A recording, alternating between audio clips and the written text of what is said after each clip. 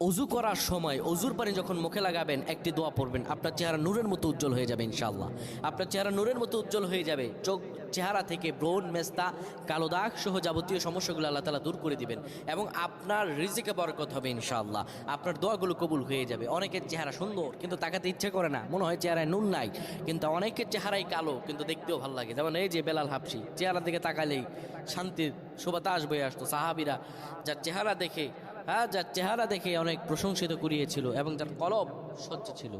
প্রিয় ভাইরা আমার, অজু যখন আপনি করবেন, অজুর পানিতে যখন আপনার চেহারা ভিজাবেন, তখন অজুর পানিতে আপনি এই দোয়াটা 3 বার পরে, দুরূদ শরীফ 3 বার পরে ফু দিবেন।